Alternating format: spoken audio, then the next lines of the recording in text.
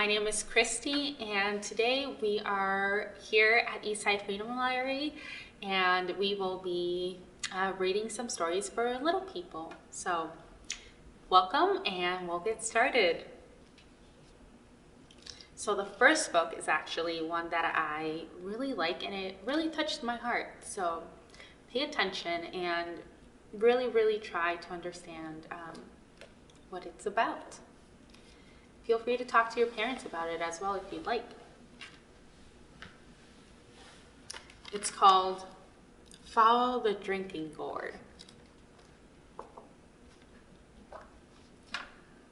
Long ago, before the Civil War, there was an old sailor called Peg-Leg Joe who did what he could to help free the slaves.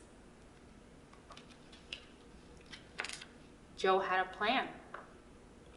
He'd use hammer and nail and saw and work for the master, the man who owned slaves on the cotton plantation. Joe had a plan. At night, when work was done, he'd teach the slaves a song that secretly told the way to freedom. Just follow the drinking gourd, it said. Well, the song was learned and sung all day. Peg-Leg Joe would slip away to work for another master to teach the song again.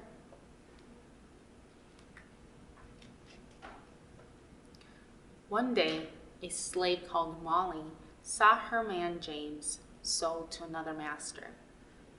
James would be taken away, their family torn apart. Just one more night together.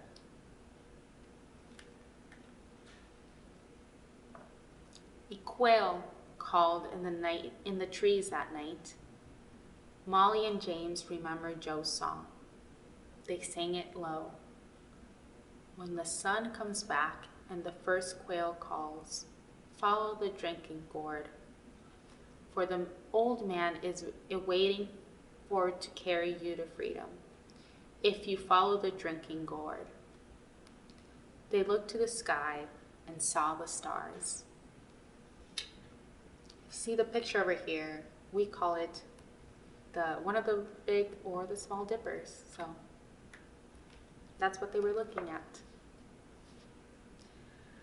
Taking the little son Isaiah, old Hattie, and her grandson George, Molly and James set out for freedom that very night, following the stars of the drinking gourd. They ran all night through the fields till they crossed the stream to the woods. When daylight came, they hid in the trees, watching, listening, for the master's hounds set loose to find them. But the dogs lost the runaway scent at the stream, and Molly and James and Isaiah and old Hattie and young George were not found. They hid in the woods all day. At night, they walked again, singing Joe's song and looking for the signs that marked the trail. The riverbank makes a very good road. The dead trees will show you the way. Left foot, peg foot, traveling on. Follow the drinking gourd.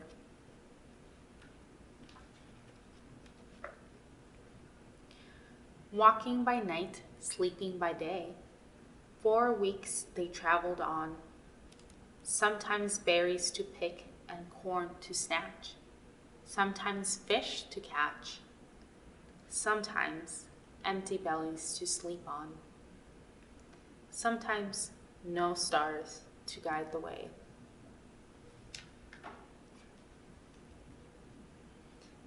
They never knew what lay ahead.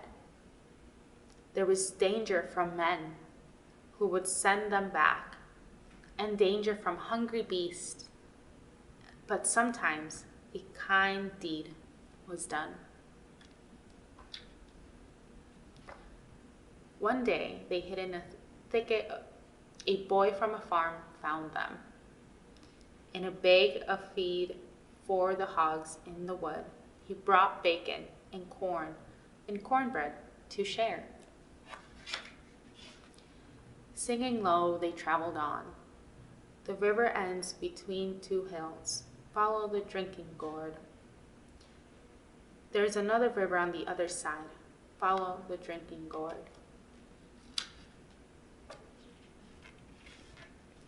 On and on they followed the trail to the river's end. From the top of the hill they saw a new path, another river beneath the stars, to lead them to the freedom land. The drinking gourd led them on. The sun was almost done. When the great big river meets the little river, follow the drinking gourd. For the old man is awaiting to carry you to freedom if you follow the drinking gourd.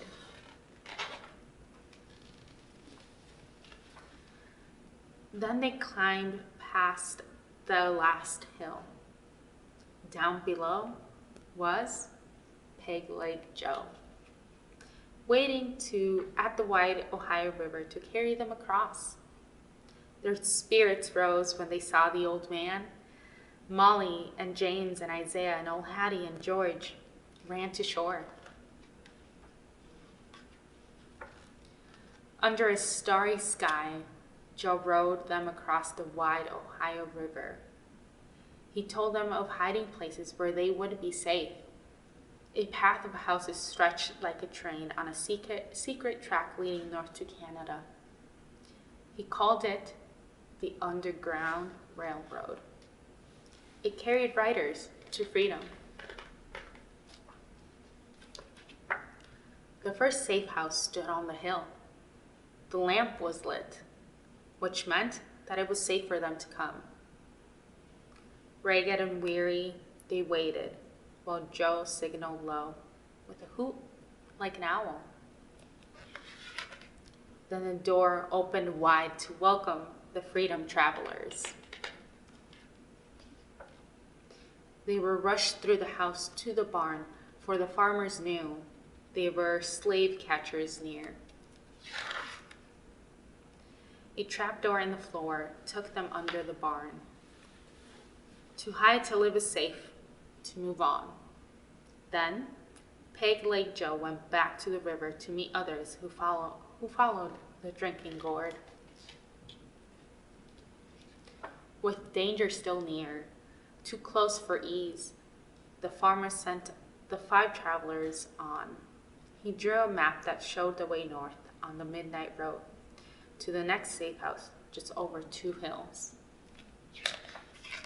This time, James called the signal, a hoot like an owl. They opened the door to a Quaker farm. The travelers were led to a secret room hidden behind shelves. They rested here for many days and healed their wounds. Soft beds, full meals, new clothes, hot baths, washed away some fear and pain. Isaiah smiled.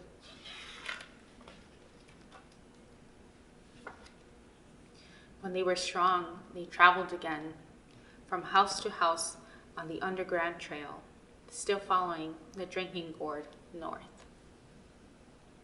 Sometimes they traveled on foot, sometimes by cart. The wagon they rode near their journey's end carried fruit to the market and the runaways to freedom. At last they came to the shores of Lake Erie. Molly and James and Isaiah, old Hattie and young George, climbed aboard the steamship that would carry them across to Canada, to freedom. 5 more souls are safe, old Hattie cried. The sun shone bright, and when they stepped on the land, they had followed the drinking gourd. And that was following the drinking gourd.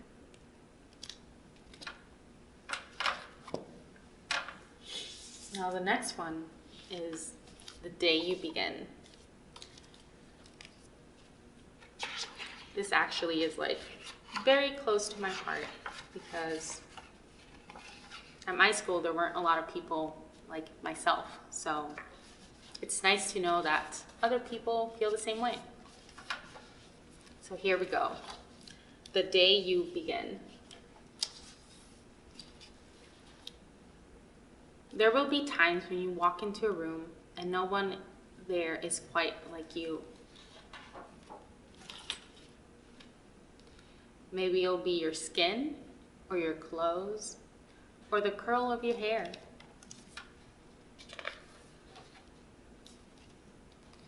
There will be times when no one understands the way your words curl from your mouth, the beautiful language of the country you left behind. My name is Rigoberto. We just moved here from Venezuela. And because they don't understand, the classroom will fill with laughter until the teacher quiets everyone.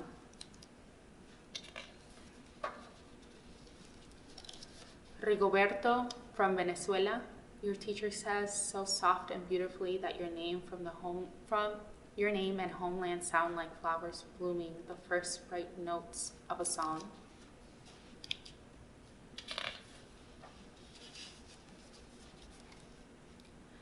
There will be times when the words don't come. Your own voice, one huge, now smaller. When the teacher asks, "What did you do last summer?" Tell the class your story. We went to France, Shayla says. These shells came from a beach in Maine. A boy named Jonathan holds out a jar filled with tiny shells so fragile they look like they'll turn to dust in your own untraveled hands. My whole family went to India, Spain, South Carolina. Each souvenir a small triumph of a journey. Their travels going on and on.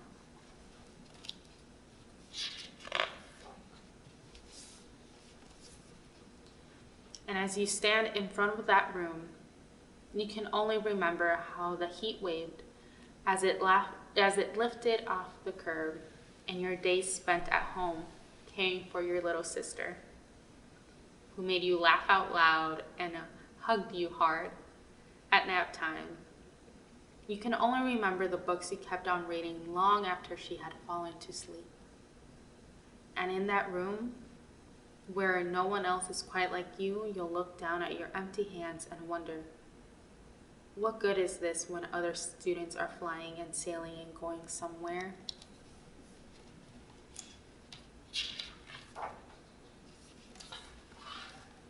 And then there will be times when the lunch your mother packed for you is too strange, too unfamiliar for others to love as you do.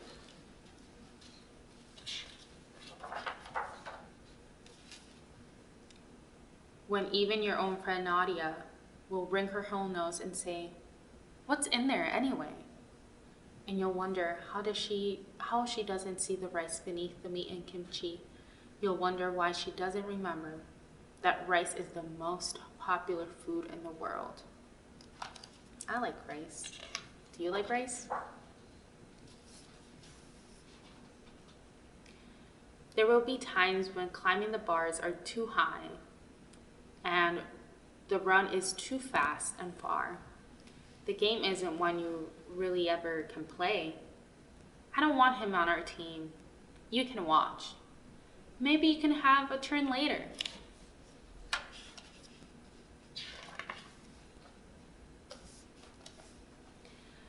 There will be times when the row feels like a place that you're standing all the way outside of.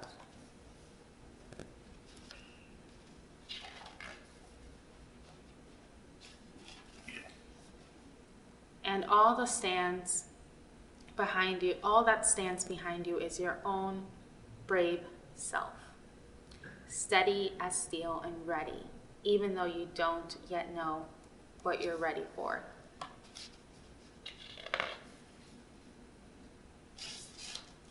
There will be times when you walk into a room and no one there is quite like you until the day you begin to share your stories. My name is Angelina, And I spent my whole summer with my little sister. You tell the class, your voice stronger than it was a minute ago, reading books and telling stories. And even though we were right on our block, it was like we could go everywhere.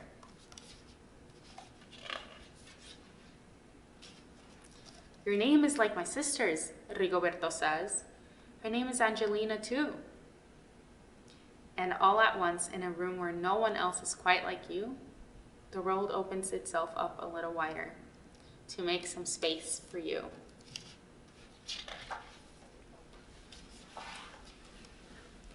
This is the day you begin to find the places inside your laughter and your lunches, your books, your travel, and your stories, where you find new friends, where every new friend has something a little like you, and something else so fabulously not quite like you at all.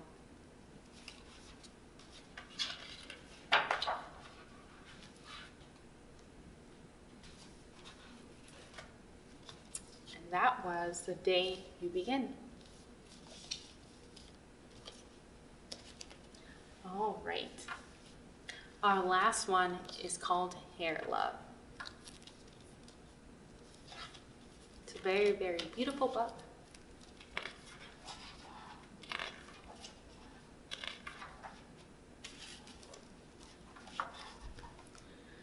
My name is Zuri, and I have hair that has its mind of its own. It kinks, coils, and curls every which way.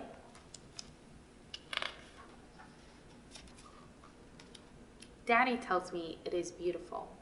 That makes me proud. I love that my hair lets me be me. In funky braids with beads, I am a princess.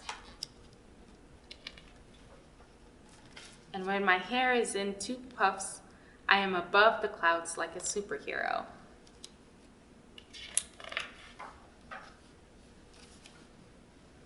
My hair even does magic tricks. One day, Rocky and I were playing outside when along came the rain. From large to small it went, presto, just like that. There is nothing my hair can't do. Today, I woke up extra early all by myself. I was so excited to sleep. I was too excited to sleep. It's a big day. Daddy was still sleeping. Shh, I said to Rocky as we tiptoed past him. Lately, Daddy has been worn out. He makes me breakfast, takes me to school, goes to work, picks me up, and yesterday we went for a bike ride around the park. I think he needs a break.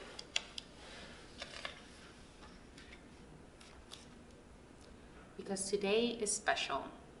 I want a perfect hairstyle. This calls for a professional's touch. Paws off, Rocky. Daddy heard the crash. Zuri, what on earth? He asked.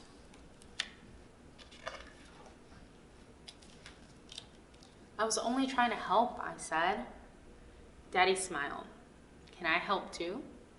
It'll be a piece of cake, Suzu. The first towel was a big no way.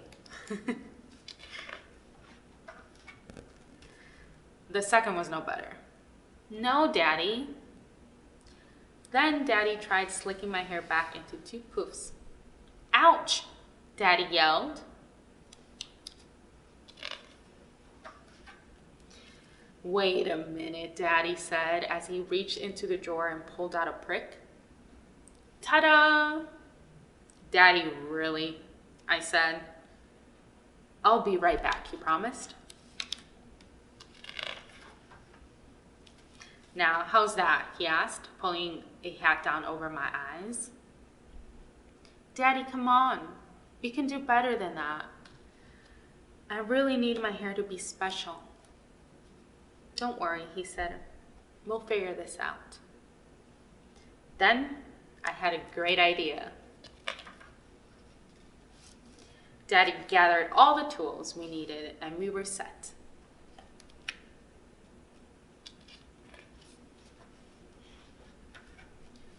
Watching carefully, Daddy combed, parted, oiled, and twisted. He nailed it. Funky puff buns. Pretty, pretty, and so much fun. Rocky approved too. I put on my superhero cape as a final touch to a perfect look. You see the door is opening. Click. Where's my Zuzu? Mommy called from the door. She could not get in the house fast enough. Mommy! You've got to be the prettiest Supergirl I have ever seen, she said. Look, all the family pictures in the back. So cute.